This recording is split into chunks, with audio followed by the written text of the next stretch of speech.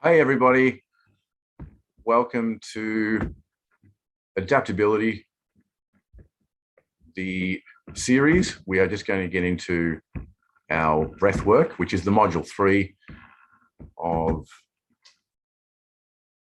the series.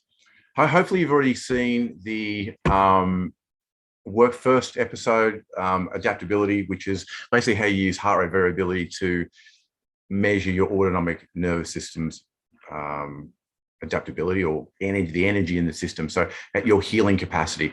This is a lifestyle strategy to help build that. So it is important. I mean, you can still do these things without looking at it, but it would, it really gives you some good direction. Heart rate variability is definitely the best way to measure your health, and in terms of the most accessible thing we can do, because we can just use our phone to do that. And when you go through that, you'll see that the evidence is there to support that. So my name's Alan Brown. For those that don't know me, I'm a chiropractor, 25 years, owner of Windsor Chiropractic, Stafford Chiropractic and Wellbeing. And obviously we're very passionate about these lifestyle strategies that can build your health, your healing capacity. And so let's get straight into it. So we get into the meaty part of the most important parts, was how you actually can apply this in your life. So how would your life look with better health? Increased agility, better relationships, increased strength, spiritual connection, better concentration, heightened optimism. All of those things you'll see can be improved by just doing this lifestyle strategy, one of them. And what's the best way to get there? Well, we've got a series of about 10 or 11 lifestyle strategies that we'll be sharing with you over the course of the next few months. But definitely, to give you direction, the heart rate variability is, if you get that, your general trend of where you are, then that's a great way to know which lifestyle strategy is working for you. And we're going to go through some different ways, different strategies, breathing techniques as we move along. So from birth, we can breathe. Why on earth do we need to learn how to do this? Forbes.com, most of us only think about our breath when we find ourselves without it. That's too bad, because our breath holds the key to understanding and even controlling our emotional states. So it is getting used by a really broad range of people in the world. Really, to breathe properly is to live properly. That's Robin Sharma. He's like an Anthony Robbins type, really cool, author of many great books. And there is a ton of research that is building about its effectiveness. So if you look at this journal, deep, slow breathing can increase the vagal nerve activity, which is the one that is to do with our heart rate variability. And so it shows that performing these breathing techniques can improve your decision-making and your heart rate variability, to name a few. Including it in your life for 6 to 10 minutes a day can boost that parasympathetic. Now, if you forgot what parasympathetic is, don't worry, we're going to just briefly go over those things again. But in short, how we breathe affects how we feel, our performance, our well-being, and it's a simple and powerful tool. But it also doesn't cost you anything, right? It's just a bit of time. So the health goals that you can be achieved with breathing: decrease stress, lessen impulsive and emotional reactions, reduce depression and anxiety, reducing pain and inflammation. We talk a fair bit about inflammation in the first module. Improve sleep. Everyone needs that. Improve focus, memory, relationships, quality of life, and, as I mentioned, improve heart rate variability that relates to all those things. So we're going to look just a quick review on the nervous system, breathing, and health, some of the fundamentals of deep breathing, and then we're going to go through 3 breathing patterns. So just going back over the nervous system, remember the autonomic nervous system controls all the things you don't think about, all the blood enzymes that your liver makes, your heart rate, your blood pressure, all of those things, your blood glucose. And there's 2 components: sympathetic, parasympathetic. Remembering that sympathetic is in charge of that fight or flight stress response, and it's needed for short-term survival. So it's one of those things it gets us going in the morning, it gets us up and takes on the stress of the day. And then the parasympathetic is in charge of that rest, digest, renew, repair, recovery, and it's needed for long-term survival. So if you remember, we want you to take your heart rate variability in the first half an hour upon waking, because we want to see that parasympathetic has done its job to recharge your battery so you can take on the day. And that's really why we're looking at that metric of heart rate variability. And just a little comparison again, just to review, parasympathetic on the left in this case, it slows the heartbeat. It stimulates salivation and all the different digestive enzymes. It slows that release of glucose into the blood because we're not as active, we're repairing. It gets the digestive system moving, pumping and digesting all the food and repairing our cells throughout the night. That's particular. But remember, both of these systems are working all the time in different proportions. But of course, we want that parasympathetic to be really effective at nighttime. And sympathetic it switches off that digestive system. It accelerates the heart rate. It relaxes the airways to open them up and get more air in. It opens up the pupils so you can see where you're going if you're moving fast. And it moves the blood to the muscles so you can get up and go. So they're the two branches. Now, remember, the problem that we have in our modern life is that the stress response is more often prolonged. And so we're getting bombarded with all this sort of information, which can be stressful. We've got deadlines, and stress is activated in this abnormal way. So really, this series and the whole thing is looking at ways that we can innovate to bring in some strategies to help us adapt to that stress. And breathing is key to that. So we're going to look at a few techniques, breathing techniques. We're going to both sympathetic and parasympathetic. But before we get onto there, it is interesting to understand a little bit more about the fundamentals of breathing in the nervous system. So your nervous system is actually controlling, that controls your heart rate. When we breathe in and breathe out, it naturally changes our heart rate to maintain sort of balance in our blood pressure and just the arterial tensions in our body. And so when we breathe in, it actually increases our heart rate. And when we breathe out, it decreases our heart rate. And this thing is called the respiratory sinus arrhythmia. You don't need to know what that is, but all you need to know is that these nerves, the vagus nerve is the big one that we talk about that connects to our brain and is telling our brain various things about what's going on in our body.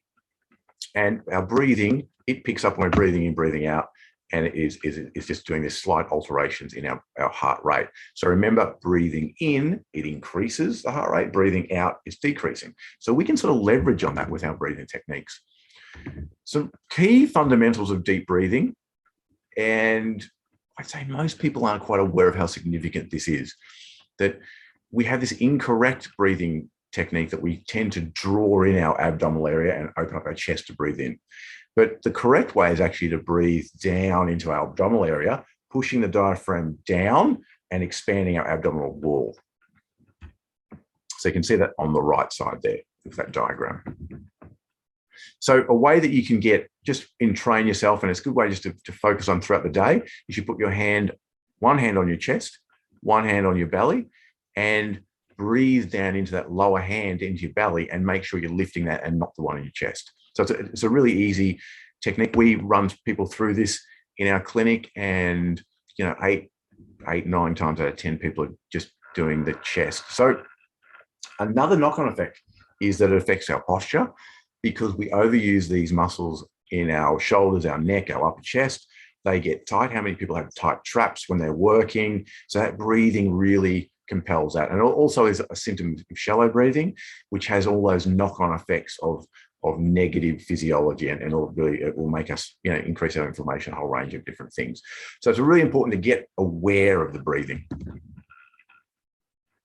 We can sit or lie down. Obviously, you can apply these breathing techniques to some level when you're at work, when you get familiar with them. But really, when we're trying to get them ingrained into our system, we want to do it sitting or lying down. If you're sitting, just make sure your head's neutral, relax the shoulders, and just make sure you're comfortable when you're sitting, obviously with your hips higher than your knees, or if you're in a sort of a meditative posture. I prefer lying down. I put roll towel under the neck or some pillows underneath the thighs rather than the knees. Actually, just takes more pressure takes the load out of your lower back a bit more effectively. Another couple of fundamentals: nose breathing is far superior to breathing out. Now, some of the breathing through the mouth. So some of the techniques we're looking at, though, when you breathe out, definitely it's easier to breathe out through your mouth.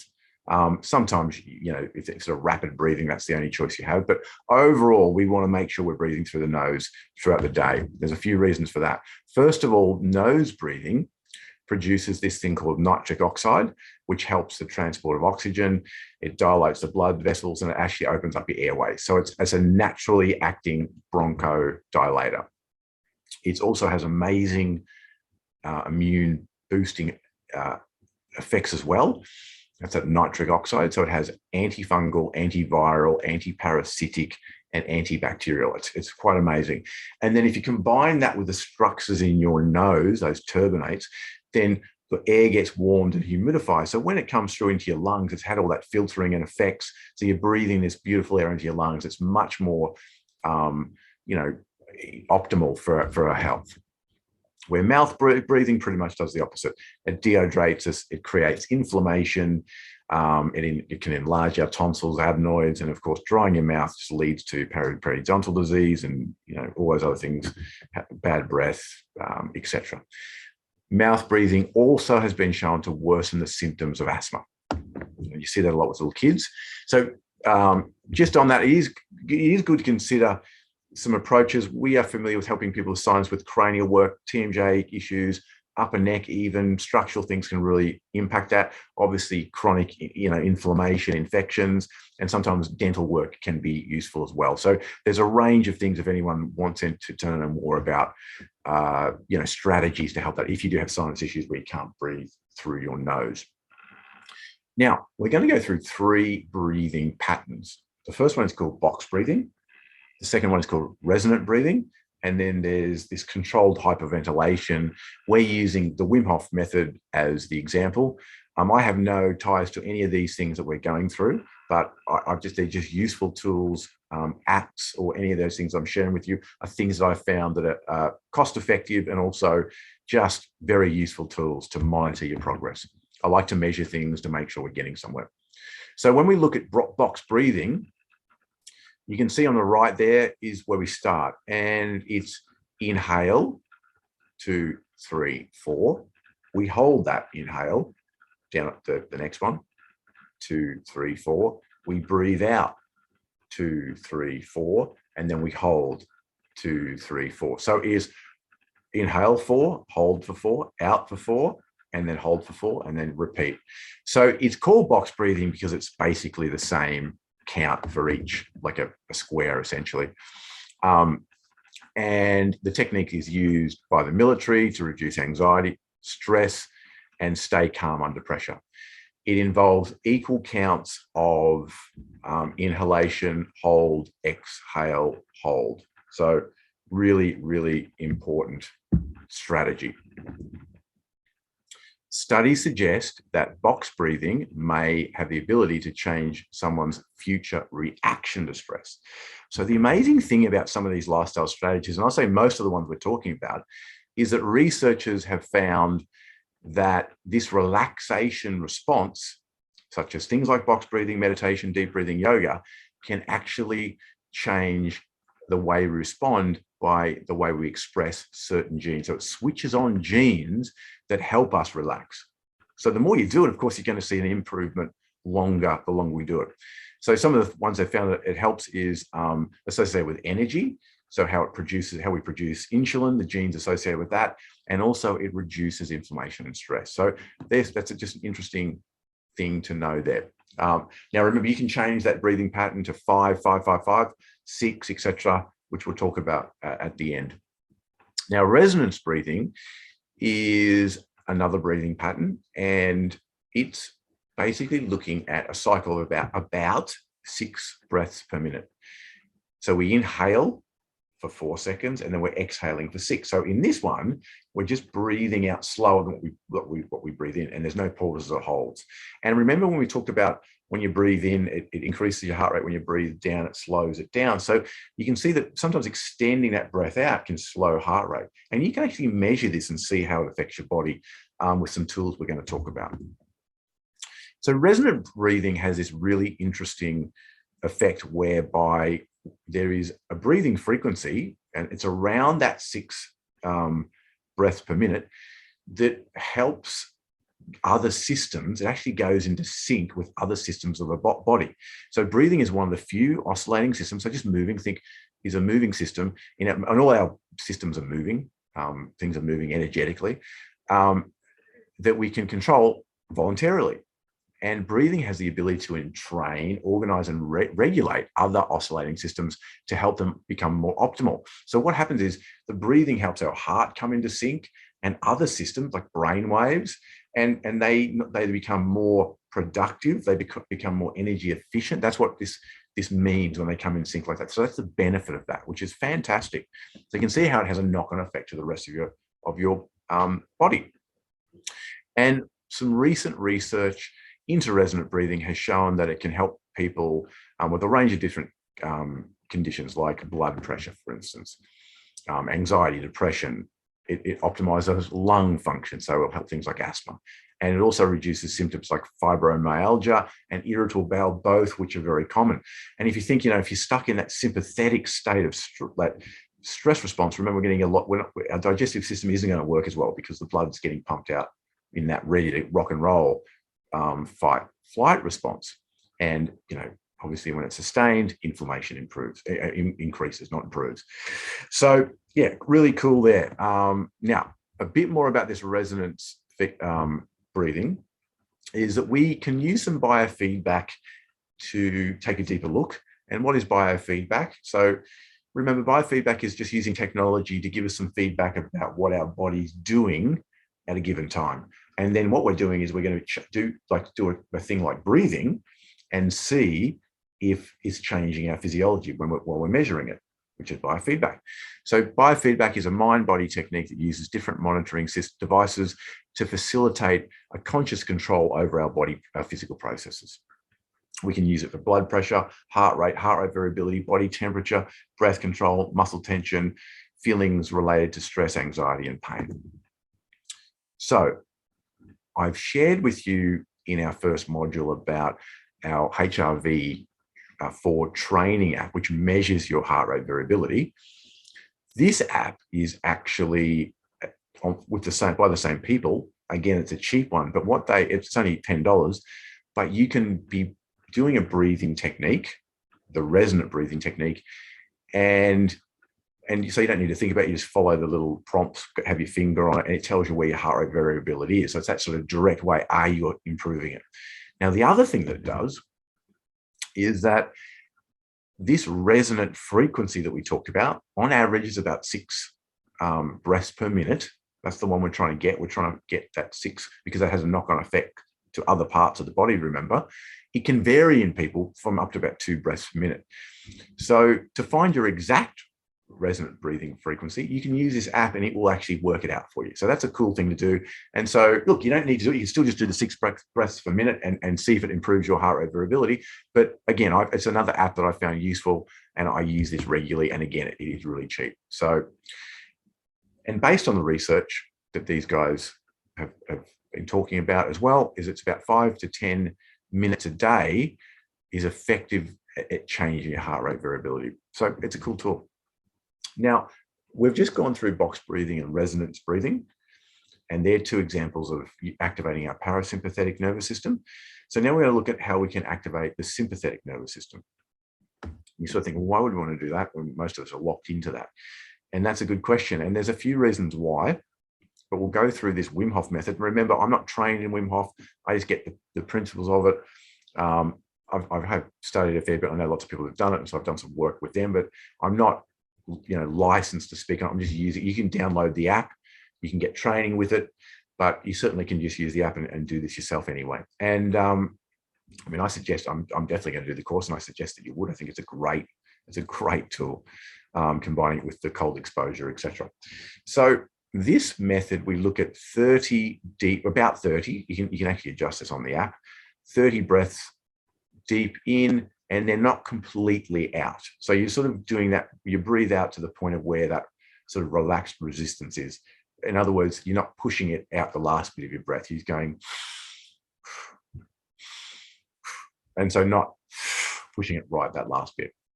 So we're doing that. That's phase one. The next phase is just holding your breath for as long as you can. And what's amazing is how long you can hold your breath after you've done that. And then you do a recovery breath in, hold it for 15 seconds. We repeat.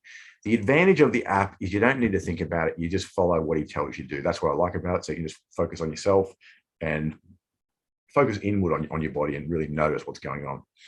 The results have shown with the different Wim Hof, with the method, that they've done a lot of science, a lot of research into it, is that it seems to evoke a controlled stress response, which is characterized by your sympathetic nervous system. So we take in these big, deep breaths, and we don't force it. We're just, letting it come out naturally, breathing in, out. And what it does is it actually drives the CO2 levels out of our blood. So it's driving oxygen in, but we don't get any more than we would normally, but it does push out the CO2.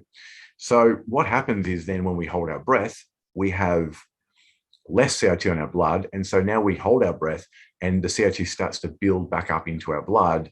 And then you get that urgency where you want to breathe again. But what we're doing is a couple of things you can monitor when you're using the app is that it is timing how long you're holding your breath for. You just do it till you're comfortable. Then you just tap it and you move on to the next phase.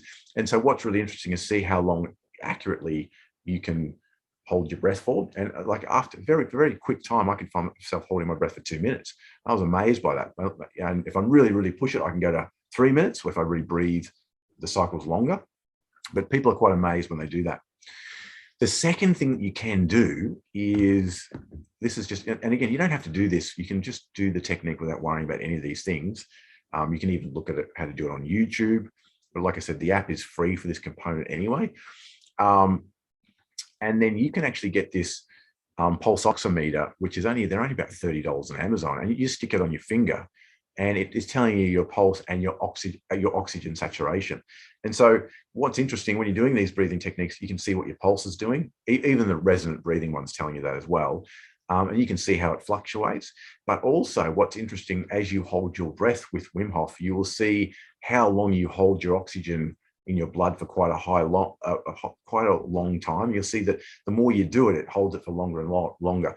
So what you can do is then you've got a bit of an idea of what your breathing capacity is. So I love monitoring those things. Again, you don't have to do this, but it is an example of how you can be quite objective with how you're progressing with different techniques.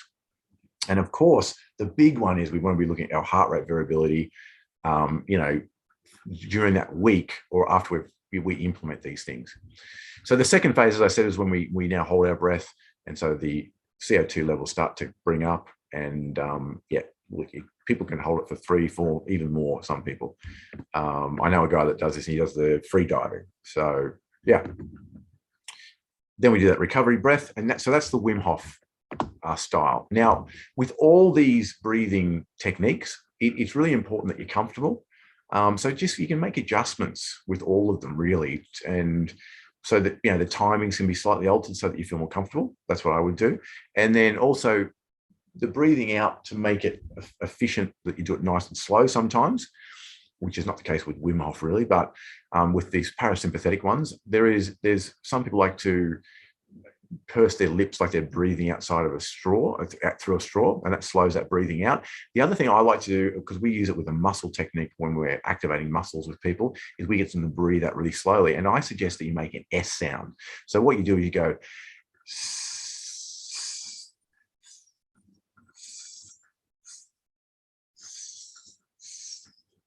and you can see you can really, like that's, 7, 8 seconds, just really slowing it down. So it's easy, and that's what I'm talking. I've been talking nonstop. I can still slow it down by doing that S sound. So what do we do next? Well, we want you to have a go at all of these exercises, but pick one that you're drawn to first and do it for a week, and download the associated apps, but try and do it for 5 to 10 minutes a day. And see what happens with your heart rate variability, to see if it starts to track, maybe over the course of a week or two, and just alternate and try these things out. I use all of them at different times because they're great tools. So try it for a week, monitor your heart rate variability, see which one works best for you. Look out for our emails. We've got more workshops coming. And also, of course, any questions on the health coaching side of things, whether you're a patient or not, is totally fine. Just give us an email, windsorchiro.com or staffordchiropractic.com.au. And thank you very much for watching this breathing module. Look forward to hearing from you. Thank you.